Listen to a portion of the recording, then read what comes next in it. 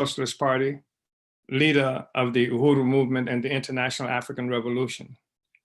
And I want to talk to you today, more or less in the same vein that we've been talking over the last several weeks. It all relates right now to this upcoming presidential election and the kinds of things that's happening within the context of this election.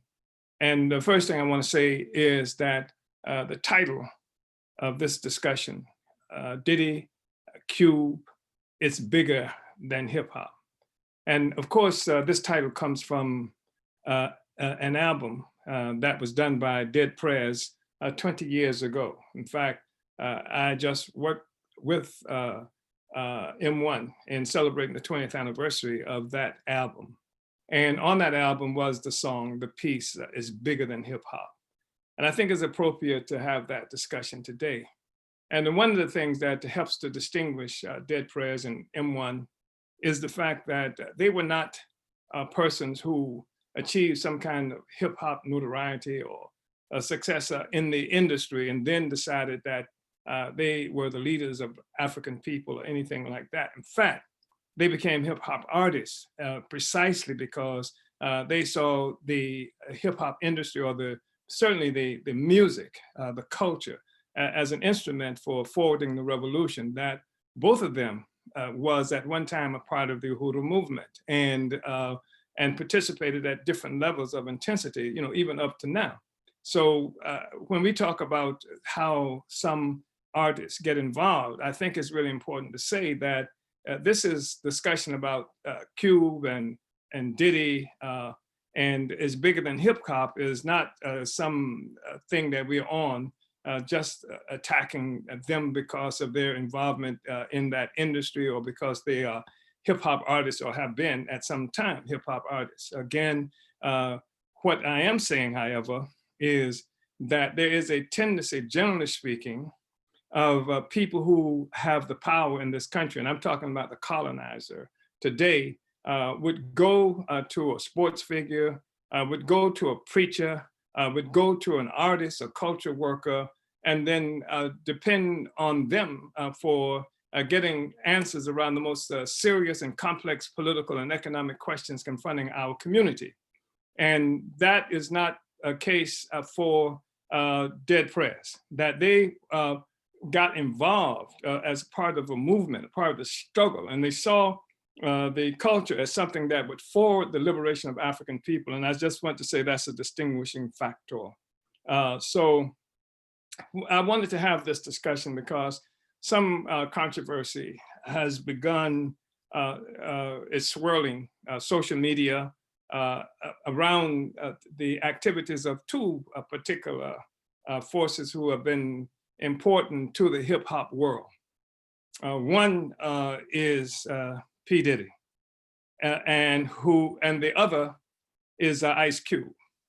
And I want to say that I think that this is an important discussion, and that that both of the activities of these men have political significance, and they have political significance during this time around the process of fighting for the election. I want to say, starting off, that it's very clear.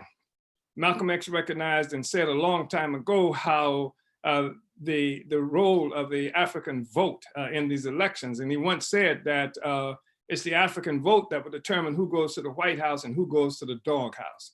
That's always been the case since we've been allowed to participate in the electoral process. And key to the strategy of different political parties, and in this instance, the so-called the Republican Party, has been to muffle, to stifle, to restrict the African vote, the vote of Black people. That's a strategic objective, to limit the ability of African people to participate in the electoral process. And of course, that limitation, as quiet as it's kept, and despite how some culturalists and other persons want to respond to this subjectively, that attack on rights of African people to vote was because it was a contest that they were having with another sector of the ruling class, that the Democratic Party, whose electability was dependent primarily on the on the African vote. So this contest between different sectors of the ruling class was waged with having to be waged with recognizing the significance of African people in the political process. I think it's important to say that. I think it's important also to recognize, all of us recognize the truth of the fact, the truth of the matter, that the electoral process is simply a nonviolent contest between different sectors of the ruling class for control of the state apparatus to their own economic benefit. And we talk about the state, we're talking about the military, the courts, the whole apparatus that this government relies on to function on a regular basis. The intelligence organizations, which have been up in the air since the election of Trump. There's been all this discussion about Trump, and he has not treated the intelligence organizations fairly. And Trump, who of course has done everything to win the military to his side, to win cops in the streets to his side. This is a part of the whole struggle for control of the state that did not get resolved with the last election that was won by Trump, 2016. So that's the election. There's nothing biblical about it. Even though this electoral process has been characterized as something that's symbolic of democracy, and many places around the world see the ability to participate in an election as the real fundamental question that helps to define democracy. The truth of the matter is that the elections represent a contest between different sectors of the ruling class, that we are not on the agenda, and except in some kind of offhanded, obscure way. And that's one of the things that's thrust this issue of Diddy and Ice Cube to the surface, because increasingly African people are saying that we're not represented by, obviously, the Republican Party, they say. There's a strong detestation, generally speaking, by African people toward the Republican Party that has been characterized for a long time, recognized as the white man's party. But then there's a Democratic Party that Africans are saying increasingly that we're not getting anything. We're not getting anything from the Democratic Party.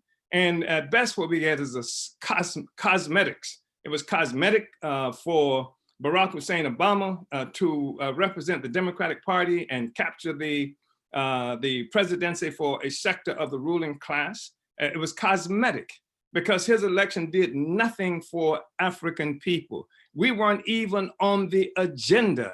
The only time Obama talked about us since becoming president was a way of condemning us, and that, you know, so that's the thing. He condemned us at this infamous or this notorious Father's Day event held in Chicago, his hometown, talking about how African men, African fathers don't take care of our children, without saying a single word. In the notorious Chicago, where the police department has over years been accused and sometimes actually proven to be war in war against African people, falsely arresting people, even with a secret prison where Africans were beaten to get tortured from.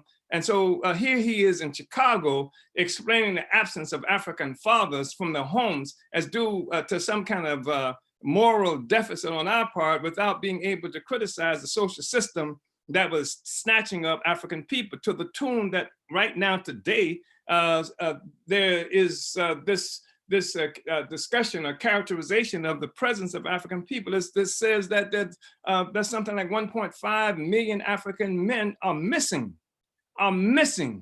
They are in prison. They're throughout the prison system. They're being hounded throughout this country. And so they are missing. So that we live in a country today where something like overall, generally speaking, there are only 80 African men for every 100 African women. And in Ferguson, you know, Ferguson, where the rebellions reignited in 2014, in that Ferguson, there's only something like 65 men for every 100 African women, which wreaks havoc in our communities and offers us the best explanation for for why African men are not in the home, and certainly this is not something that Obama talked about. So that was cosmetic.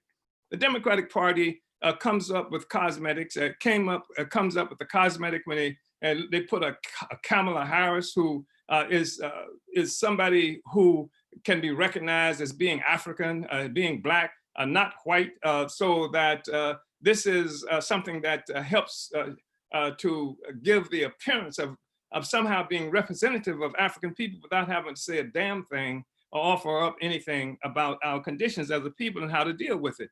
And I'm saying this also within the context of the fact that since May of 25th of this year, after George Floyd was brutally murdered, there have been something more than 8,000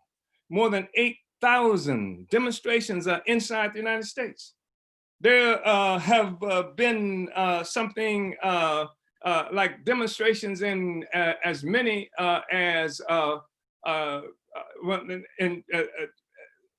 as 16 to 26 million people have participated in these demonstrations. But there's nothing on the agenda, there's nothing on the platform of either of them, of the Biden or of Trump, about these conditions. And the Democratic Party is supposed to be the party that represents our African people, but there's nothing on the platform that represents us.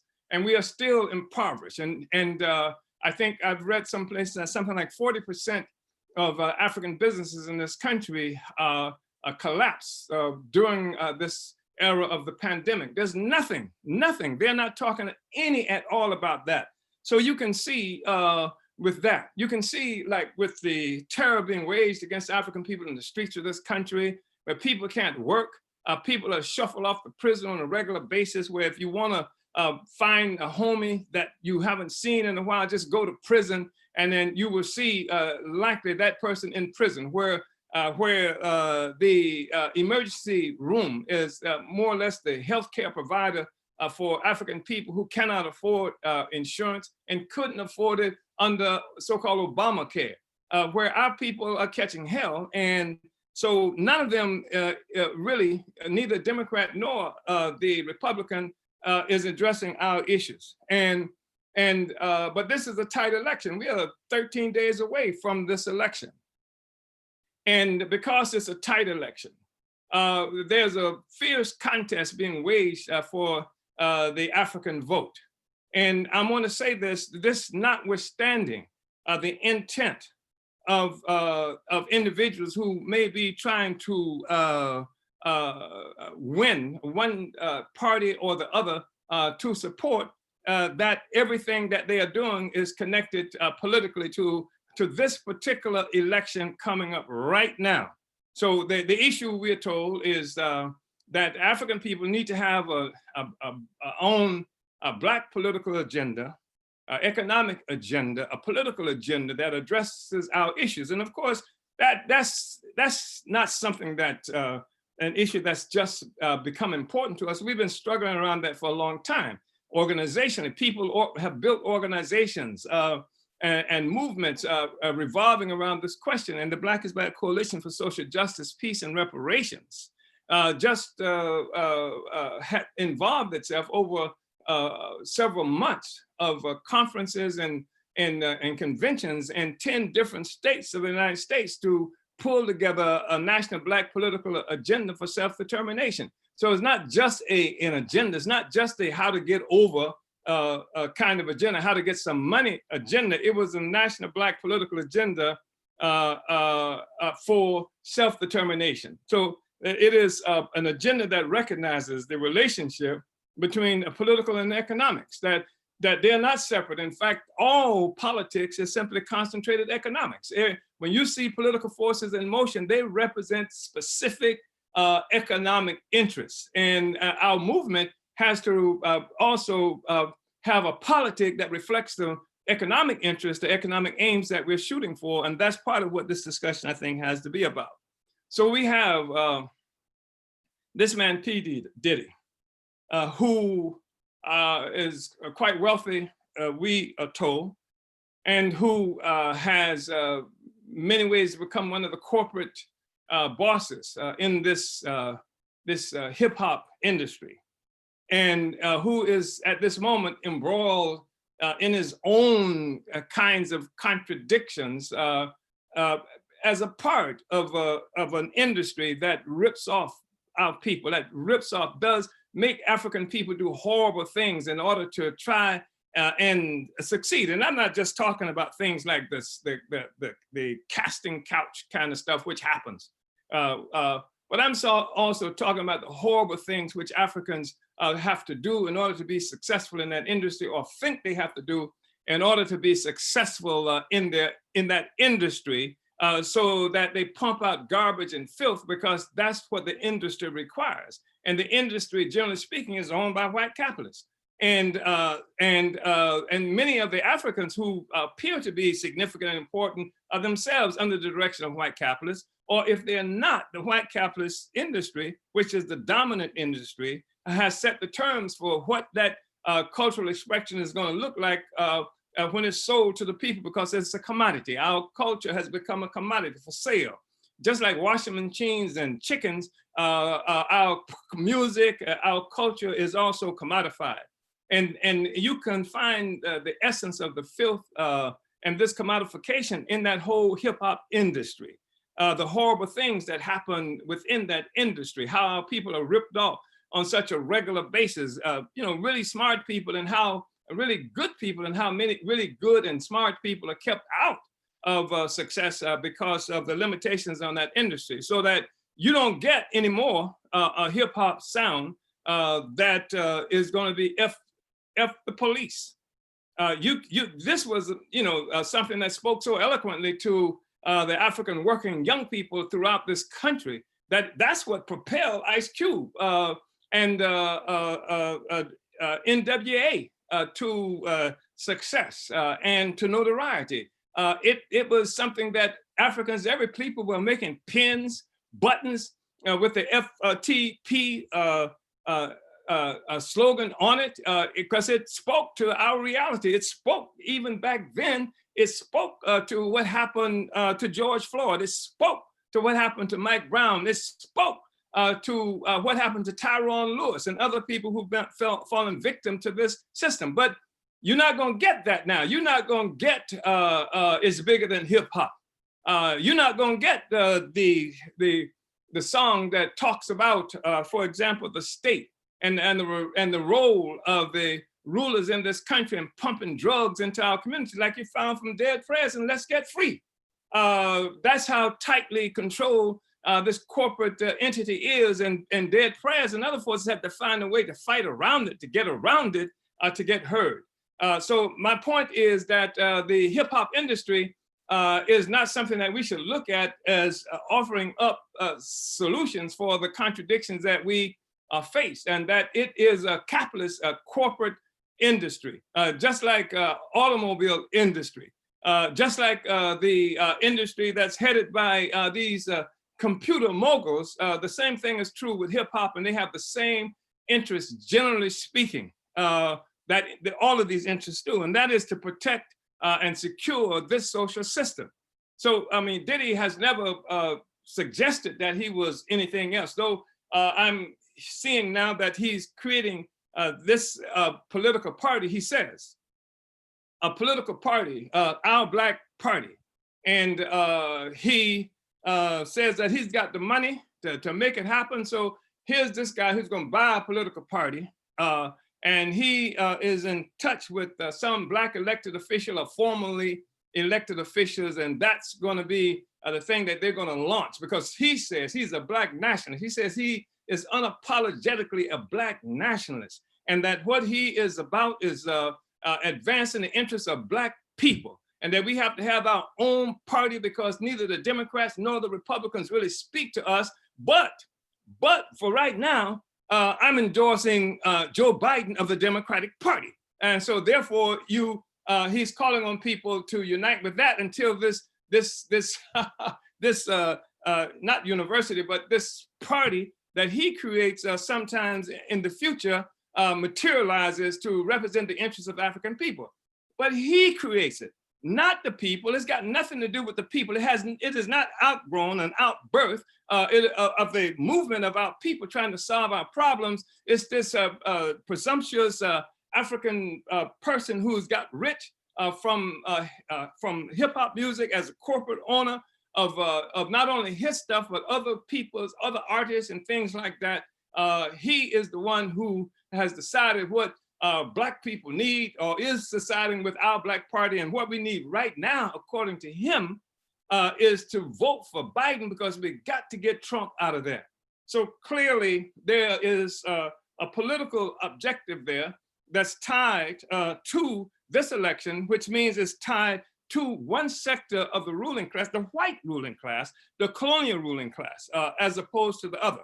And then it's a real powerful statement that he's making that presumes that one individual, no matter how much money you've got, this is Trumpian, if anything, the same guy he wants to get rid of, one individual can make a determination without going through any kind of process among our people. One individual who's got a lot of money, who says he's got enough money to do it, and he'll turn his fortune to making this happen, to build his party, which will determine what it is that we need as a people. There is no track record of any Diddy or Sean Combs being involved in the struggle to advance the interests of African people. Unlike Dead Prez, he did not come to the question of struggling for Black people. He did not come to some kind of significance as a hip hop artist through the struggle for Black people.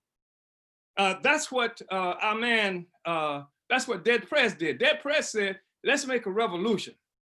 Let's get free. And as an instrument, as a means by which they would promote that, they were engaged in political organization.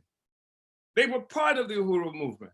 In order to make this happen, they put forth music, culture as the weapon in the possession of African people. So there's a difference here. And so we're not just talking about hip hop people who might have some cheese, who might have some resources, but we're talking about hip hop people, in this instance, cultural workers, artists, who have resources that are designed to serve and liberate the people. So how does that relate to what we see just happening with Cube, Ice Cube? And as you know, Ice Cube was really a prominent member of NWA. And one of the most powerful things they did, as I mentioned earlier, is FTP. And I said it was powerful because it won the hearts. It recognized, it came straight out of Compton. It came straight from the streets of African communities where the working class people are being harassed on a regular basis. It was an actual reflection of the sentiment of the people in our communities, determined by, created by, influenced by the conditions and the fact that the police always, they're killing us, they're harassing us, won't even allow us to stand on the street corner by ourselves. So this is what was reflected. It was a reflection of the same sentiment that we saw much later in 2014, when on August 9th, this white man gunned down 18-year-old Mike Brown and left his body in the streets for 4.5 hours. The people came out saying, kill the police. A really unambiguous statement that reflects the sentiment and the class interest, the class understanding of the African working people who are catching hell on the streets of this country every day, and who are more likely to be the victims of the police murder that we've had to deal with up to now, that killed George Floyd and killed so many other people, etc. So here we have Ice Cube, who emerged from that. And in fact, at one time, I thought Ice Cube had some of the best stuff that was out there, and precisely because of the class content, because he spoke to actual conditions, and that while there were some so-called conscious artists who could talk about things like Egyptian pyramids and things about, how wonderful our culture is, etc. This guy was right there. When you listen to Ice Cube, you heard what was coming from the African community. You heard the conditions in the African community, and he did it with flair. He was a great artist. And so that I thought that was powerful. And I thought that's different. I even think that's different from what we have heard from Sean Combs and how he emerged. And so Cube came out of that. And many people appreciated and loved him and still do, which is why the Trump administration would move to try to bring him into its embrace. And of course, what happened was that Cube was involved with something called a contract with Black America, an economic program, some of which is pretty good, some aspects of which is pretty good. And he said that he tossed it out to the Democrats and Republican Party, and the Democratic Party, he said, well, we'll talk to you after the election or something to that effect. And then he said that the Republican Party said that they wanted to talk to him about it. And so he or some of his forces met with some people from the Trump administration. And during this, offered up his contract with Black America. And at which time, the suggestion from the Trump administration was that they were really interested and they're connected somehow to Trump's Platinum Plan, I think it's called, that's supposed to be speaking directly and specifically to African people. And so, and then a representative of the Trump administration tweeted this, put it out, and there came a firestorm of criticism of Ice Cube because of that.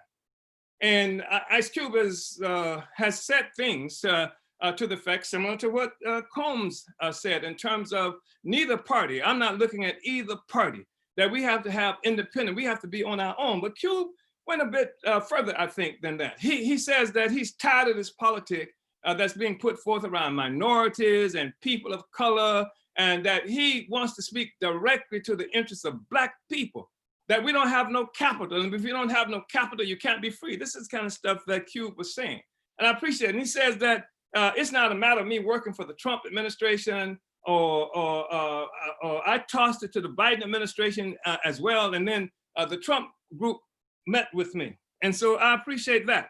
And I appreciate that where we are today is that we have people even like Sean Combs or P. Diddy able to publicly and having to publicly stand up and say that we have to be independent. We can't rely on either of these parties. That's an important kind of statement to make, even though, even as he's saying this, he says, get with the Democratic Party until I pull together this thing I'm creating for you called Our Black Party. So, you know, there's a bit of disingenuity in that statement clearly, but the point is, he had to make that statement. He had to say, I'm against the Democratic Party too. And how I prove it is that I'm creating a party just for you Black people, but in the meantime, vote for the Democratic Party. He couldn't come straight out and be pro-Biden because masses of African people know that Biden is the one who put 100,000 police in the streets of this country through the Clinton administration that used the plan that Biden had developed along with the police organization of this country. He knew that we had a situation where Biden, that people know that Biden is responsible in so many ways to the fact that the prison population in this country has increased 5 times, 500%, as a consequence of Biden's crime bill. So you can't just come straight out and say, I'm for Biden, because people recognize that. So you come out against them while being for them. You come out against the Democratic Party. In a way, you come out against Biden by being for yourself. You're for yourself. I'm against Biden, but I'm for Biden, and I want you to go with me. I'm not talking about holding the vote hostage for anything. I'm not playing any games like that. I'm saying right now that vote for Biden because we got to get Trump out, and then I'm going to get us a party of our own. So that's how Diddy has done it, and Cube has been different. He is working, has worked obviously with some professor, and perhaps there are some more people who are in his camp. And he is being used to promote this a contract with Black America. I say use, but that's not proper. I'm sure that he unites with this contract for with America, with Black America. But the problem is that you cannot take this out of the context of the upcoming election. No matter how Cube might feel about his own motives, the fact is that the Republican Party needs to cut into the vote of the African population, needs to take from the Democratic Party as much as it can, so that it won't go to Biden, because they don't expect that they're going to win all the Africans to come with Trump. But their objective is to win enough Africans to come with Trump so that they can affect how the African vote goes this time around, just as it was affected in 2016 when not as many Africans voted for Hillary Clinton as they had voted for Obama. And so he's not looking for the majority. And so when they can attach Ice Cube's name to this project that they're involved in, then it does serve the Trump administration. It does serve the campaign that Trump is engaged in and trying to be reelected. But I want to say that there's a lot of rubbish that's been put forth, especially, I believe, about Ice Cube, in the sense that some people have the ability to criticize Ice Cube for this meeting or something with a representative of the Trump administration. And, you know, it's like that he slapped somebody's mama, or he said something bad about the Bible. I think that objectively speaking, his connecting with the Trump camp, objectively speaking, serves Trump's elections chances. But I don't think that what Ice Cube is doing or has done is worse than what this other guy is doing with the P. Diddy, because they're both capitalists, Trump and Biden. They both support the colonial capitalist social system that oppresses us, Trump and Biden. And one has gone with Biden, who seduces us and kills us and stuffs the prisons with us, and the other is gone as supporting the Trump objectives by being aligned by his name being aligned to it. And the reason that people would support, if he influenced people by his connection to Trump, they would be influenced because of FTP, because F, the police. That's the thing that gave him the kind of influence in the African community, and that people are concerned now about that. That, I think, is a concern, because to the effect that that we talk about trying to have our own agenda. There is a national Black political agenda already established with the 17 different organizations in this country that's having a mobilization on the 7th of November in Washington, D.C. A march, a rally, and a march on the White House under the theme of Black Power Matters, down with colonialism, and Black community control of the police. That's the political theme. It's a Black nationalist theme. It's an anti-capitalist theme. And the problem that people have, like Combs and even my man Ice Cube, is that they're relying on the success of the capitalist system for their plan to work. So if we got a capitalism that gets born from slavery and is maintained by colonial slavery, and you rely on its success, its continuation for your success, then that you're in bad shape. And that puts you on the other side, on the wrong side of the question, no matter what your intentions are. It makes you an opportunist. And we say opportunist is someone who will sacrifice the long-term interest of the African working class for the interests of the African petty bourgeoisie. And we say the African working class because the African working class, that's the group. Those are the forces that stood up when you said F the police. That was the one. It was the petty bourgeoisie middle class that condemned you for saying that. And now we hear that Ice Cube have made the statement. I saw in an interview how people are saying, they criticize the people criticize the police. And now, of course, his position is not the same on that matter, but it's not right. People did not criticize him for F the police. The people did not criticize him. The workers, the Black workers, the young people in these housing projects who are being dogged out, young people straight out of Compton who are still catching hell today as a consequence of what the police are doing, they did not criticize you. They did not say, wow, it's bad that you did that. And so what appears to have occurred is that we have Ice Cube coming straight out of Compton from the conditions of the mass of people who gets fame and success for reflecting that in his work.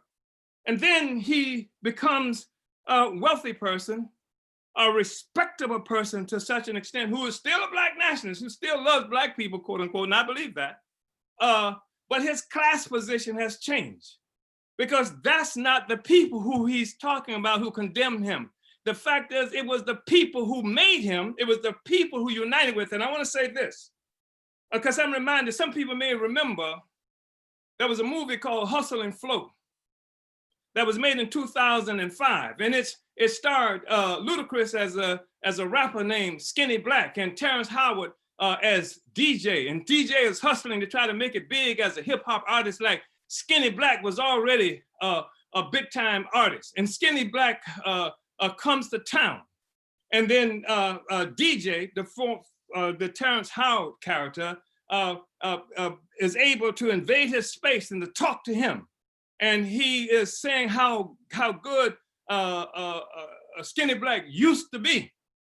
And he said, now you out there, we don't even know what that stuff is that you're about. It's not the same. And then he says to Skinny Black, just come back home, man, cause we miss you. Come home, man. That's what we want to say to Q. Come on home, man, cause we miss you. F the police. F the police then, F the police now.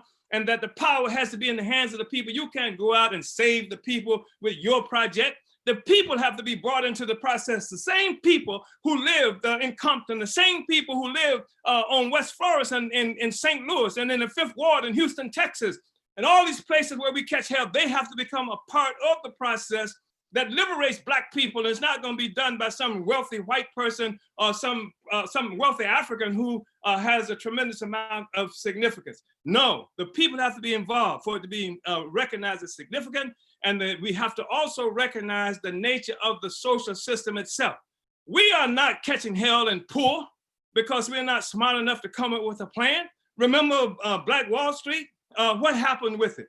The white people and the government, they attacked it, and they actually used the first aerial bombardment that had happened in this hemisphere was used in Tulsa, Oklahoma against Black people. You can go back further, well, even with the so-called Emancipation Proclamation, when the government promised us all this land going for miles, on 3 miles of the coastline down the south, all the way down into Jacksonville from one of the Carolinas. They decided that one day and said it's gonna be yours, no white people can't be there. And what happened, of course, is that they rescinded that and white people did come to it. The fact is that we are poor because we don't have political power. And the way to get political power is to be organized and to make a struggle for it. We have to intervene in our own political life, in our own interests, and not be dependent on the good wishes of either sector of the ruling class. And this is not a statement that one shouldn't deal with or couldn't have a relations, economic or otherwise, with white people or sectors of the ruling class. It just means that we have to be in charge of that process, and that we are not put in some fake place thinking that we can leverage our Blackness in a fashion that's gonna play well effectively with another sector of the white ruling class if we don't have the power to control ourselves. That's what we have to do. And that's really important for us. And so a part of the way we tackle this is to recognize that despite the fact that the election is scheduled on the 3rd of November, we don't know what that's gonna look like. We don't know if that's gonna, the election will be determined on that date or not. We don't know if the streets gonna be filled with people fighting because of the outcome of the election or anything. But what we do know and we agree with Cube on this, that the Republican nor the Democratic Party, neither of them represents our interests. So we have to define our interests. And we have to define our interests, notwithstanding the fact that we don't have the kind of money that P. Diddy has. We can buy our own party. We don't have the kind of money that Trump and the bourgeoisie ruling class in this country. We can buy our own party and buy votes and things like that in a really foul and corrupt system.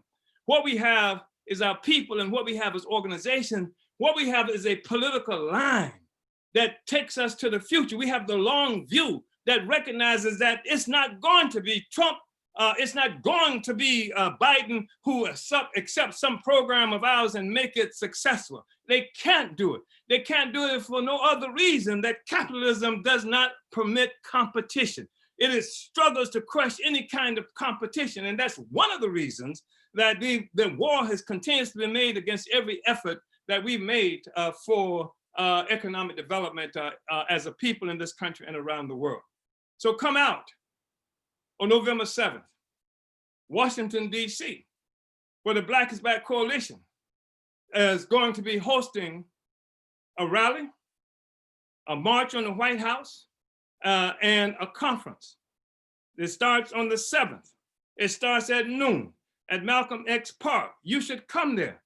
And you come there recognizing that organization is fundamental to our success, not that you should join or will join the Black is Back Coalition or the African People's Socialist Party. I don't even expect that so much, even though I know some of you will be making an attempt to do that. What I am saying, however, is that the organization we get through a politically coherent line, political line. There have been 5,000 demonstrations, as I said, since May. In 2,440 locations with 15 to 26 million participating in those demonstrations, in those actions, but there has been no coherent message, no coherent line. We have to say, this is our political line. This is our convention. White people had their convention, the Democrats and Republicans, the ruling class did, I should say. Our convention, we should see this as November 7th in Washington, D.C. And our slogan is Black Power Matters. Black Power Matters. Down with colonialism, Black community control of the police. This is the call to you. And I'm saying, Q, that this is a call for you, because there is a national Black political agenda. There is work that's being done by our party in organizations associated with us for economic development, independent of the Republican or the Democratic Party, that we have to be able to make this thing happen. And I don't care about anybody who is upset because I'm talking about this far-fetched stuff and that's some kind of utopianism. If you want to look at utopianism, look at any African who is believing in and depending on the Republican or the Democratic Party. That's utopian. They've double-crossed us over and over and over again.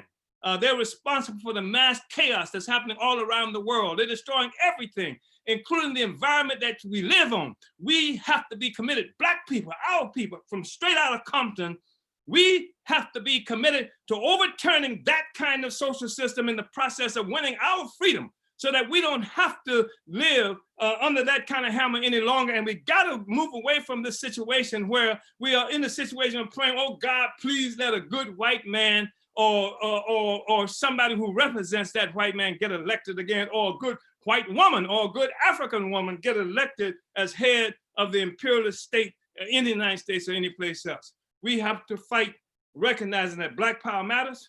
We have to be down with colonialism. We have to come out to this mobilization, November 7th, Malcolm X Park, where we're going to have a rally, an incredibly important rally that you have to be there to attend and participate in, with your banners, with your slogans that speak to our interests as a people, nothing that's ever going to be on the Democratic Party platform. You have to be there. You have to march with us to the White House. We don't know what's going to be happening in terms of how this election will have been decided, or whether the election will be decided. But what should be decided is that Black people will have the ability to stand independently to speak to our own interests, regardless of which one of those white men go into the White House, we have to have our politic, our position that will have made the whole African community enthused and incentivize the masses of African people to go out and fight for Black power and to fight against colonialism and fight for Black community control of the police. November 7th, Washington, D.C., that's a Saturday. Rally, Malcolm X Park. March to the White House. Rally across the street from the White House, Lafayette Park. And then on the following day, we're gonna have a conference. So go to blackisbackcoalition.org, blackisbackcoalition.org, blackisbackcoalition.org for information on the mobilization. Register to come, because you'll have a lot of company that's gonna be with you, because all of us tired of this stuff, Q.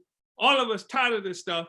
Everybody who pretends now to love us so much that they want to advance our cause. And then if you want to get in touch with the African People's Socialist Party, the revolutionary organization that's making struggle to empower African people all around the world at the expense of white power, negate the influence of capitalism and colonialism, then go to apspuhuru.org, apspuhuru.org. And then I just want to say again, Q, just come back home, man, because we miss you. Come home, man. Uhuru.